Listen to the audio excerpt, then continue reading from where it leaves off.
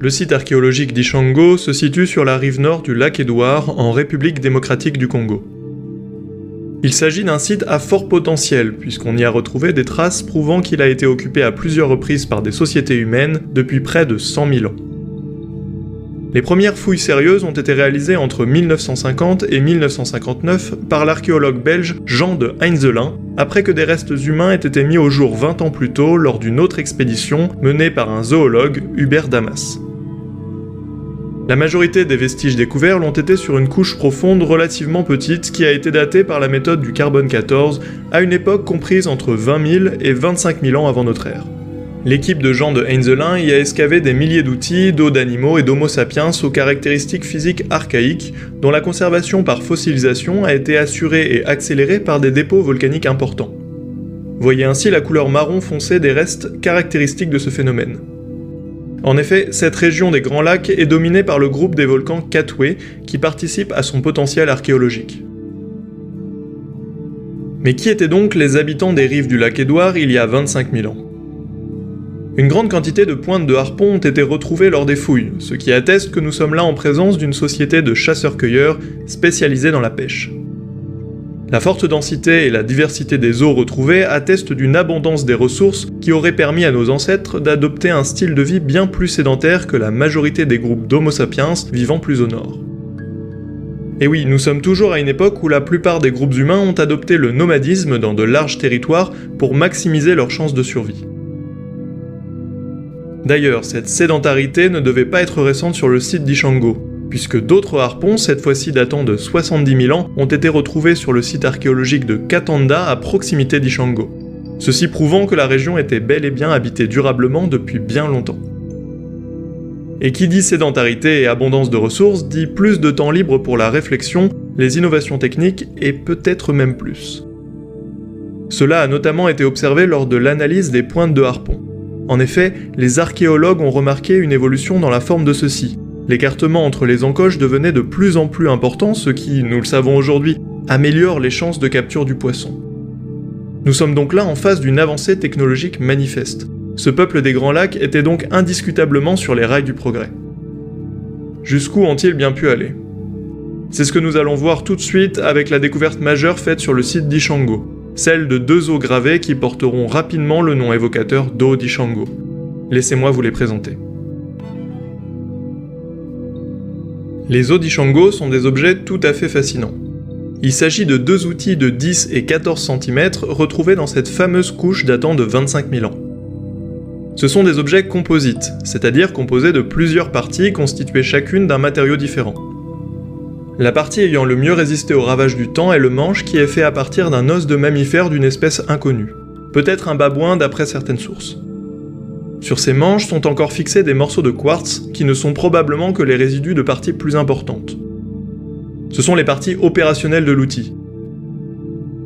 Parmi les deux os, c'est au premier que nous allons le plus nous intéresser, parce que comme vous allez le voir, il semble cacher bien des secrets et a fait s'arracher les cheveux à une génération de spécialistes. La réalisation du manche du premier os, celui que l'on appellera désormais l'os d'Ishango, est le résultat d'un travail artisanal très poussé. Il a été taillé, poli puis gravé.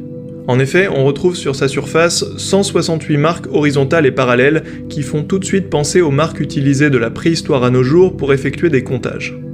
Ces bâtons de comptage ne sont pas rares puisqu'ils ne demandent pas de connaître les chiffres pour être utilisés. Cette technique était notamment encore utilisée par les derniers bergers européens qui ne savaient pas compter pour dénombrer les bêtes de leur troupeau. S'il ne s'était s'agi que d'un objet utilisé pour le comptage, alors cet os n'aurait pas fait autant parler la communauté scientifique. C'est donc pour voir ce qui a rapidement enthousiasmé Jean de Heinzelin que nous allons décrire plus précisément l'os d'Ishango. Comme je l'ai dit, l'os d'Ishango est recouvert de 168 marques horizontales, mais ces marques ne sont pas réparties aléatoirement. Jean de Heinzelin va dans ses travaux remarquer plusieurs choses. Premièrement, les marques sont regroupées en paquets. Il va alors émettre l'hypothèse que ces paquets de traits ont été réalisés délibérément dans l'idée de représenter des nombres. Il se base ici sur le fait que l'écriture des chiffres débute historiquement par une représentation en ligne. L'os d'Ishango en serait un lointain ancêtre. Et là déjà, on serait sur une information extraordinaire. Cela ferait de l'os d'Ishango rien de moins qu'un représentant de l'origine de la représentation des nombres. Mais l'archéologue ne s'arrête pas là. Il remarque dans un second temps que ces nombres sont organisés en colonnes sur l'os. 3 colonnes pour être exact. Ceci signifie qu'il pourrait y avoir une logique entre les nombres des colonnes et entre les colonnes elles-mêmes. Détaillons un peu ça. Sur la colonne de droite figurent 4 nombres, 11, 21, 19, 9. Jean de Heinzelin voit alors ici une logique arithmétique autour de la base 10. 11 et 9, c'est 10 auxquels on a ajouté ou enlevé 1. 21 et 19, c'est la même logique mais avec la valeur 2 x 10, 20. Sur la colonne centrale apparaissent d'autres logiques mathématiques avec les nombres 3, 6, 4, 8, 10, 5, 5 et 7. Il remarque que les 3 premiers couples de nombres sont les résultats de dédoublement. 6, 8 et 10 sont respectivement les doubles de 3, 4 et 5. Mais c'est avec la colonne de gauche que l'os d'Ishango fait sensation. On y voit les nombres 11, 13, 17 et 19 qui résonnent tout particulièrement dans le cœur des mathématiciens. Avec le 5 et le 7 du bas de la colonne centrale, ces nombres sont, dans l'ordre et sans omission, tous les nombres premiers compris entre 5 et 20. Pour rappel, les nombres premiers sont les nombres divisibles seulement par 1 et par eux-mêmes. Ils sont d'une importance capitale en mathématiques en entrant dans de nombreux théorèmes. Vous pouvez ainsi les voir comme des briques élémentaires à la manière des atomes en physique. La première trace de l'étude des nombres premiers date des travaux entrepris par Euclide d'Alexandrie en -300. Alors les voir sur un os vieux de plus de 20 000 ans, c'est tout simplement une révolution dans l'histoire mondiale des sciences. On peut supposer que les Égyptiens et les Babyloniens ont pu travailler ces nombres premiers, bien qu'il n'y en ait été trouvé aucune trace, mais on a avec l'os d'Ishango un indice sur rien de moins que l'origine africaine d'un pan complet des mathématiques. Vous voyez sûrement maintenant l'importance que revêt ce type de conclusion, et c'est pourquoi les travaux de Jean de Heinzelin ont été grandement commentés. Et nous aussi, nous allons prendre le temps de discuter ces hypothèses. Mais avant cela, je souhaiterais vous parler d'autres travaux postérieurs à ceux de Jean de Heinzelin qui ont avancé de nouvelles significations possibles aux inscriptions visibles sur l'os d'Ishango. La célébrité de l'os d'Ishango est en grande partie le résultat des investigations menées dans les années 90 par les mathématiciens belges Dirk Hilbroek et Vladimir Plester. Ils accordent entièrement leur crédit au plus important, c'est-à-dire que les groupes de marque horizontale représentent bien des nombres. Ils vont même beaucoup plus loin que leurs collègues en considérant que l'os d'Ishango renfermerait des règles de calcul complexes à la manière de tables de calcul ou même à la manière de ce que beaucoup de journaux de l'époque appelleront une calculatrice préhistorique. J'ai mis le lien vers l'article dans la description si vous souhaitez en savoir plus sur ce qui les amène vers ces conclusions. De mon côté, je vais m'arrêter sur une hypothèse marquante de leurs travaux. Plester et Hilbroek constatent une chose très intéressante.